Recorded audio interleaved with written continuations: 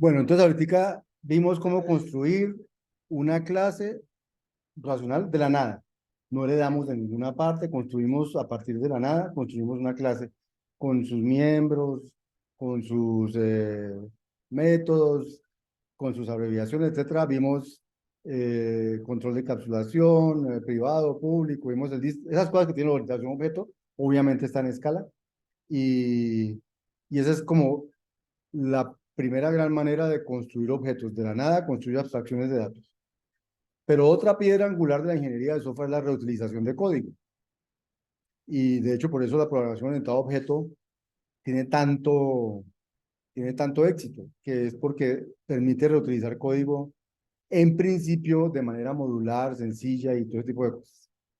Entonces, ¿cómo la programación orientada a objetos responde a esa necesidad? Por medio del mecanismo de la herencia. Ustedes han oído hablar de la herencia, ¿cierto? ¿Qué es la herencia?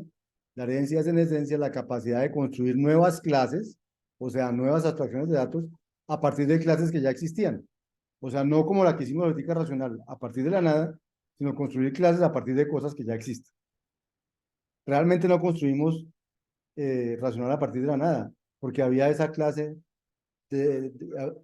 había ese método que llamaba defstring, que, toString, perdón, que no lo redefinimos nunca y que lo que hicimos fue redefinirlo.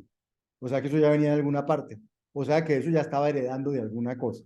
Entonces, al final vamos a ver que realmente nada viene de la nada, porque siempre hay unas clases básicas de las cuales hay que heredar.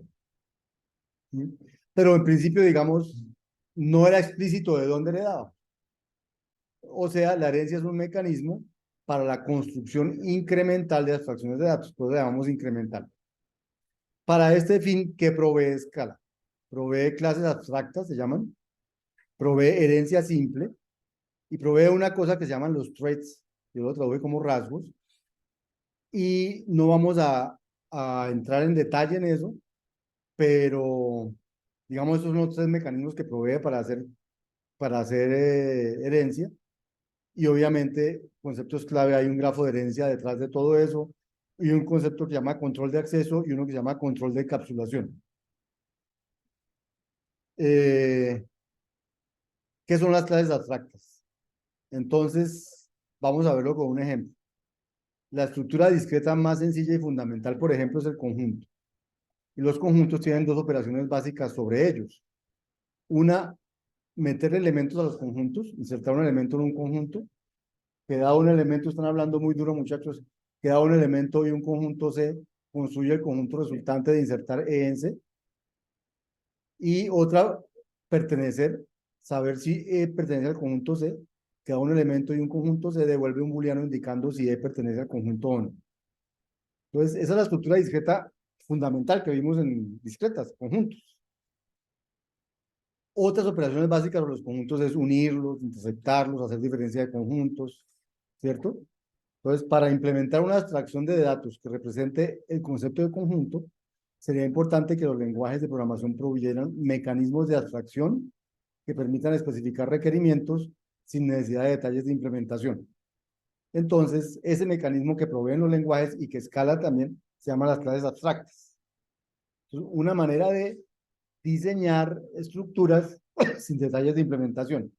Entonces, por ejemplo, queremos modelar los conjuntos de enteros, entonces vamos a construir una clase abstracta que se llama la clase abstracta conjunto de enteros, que tiene dos funciones.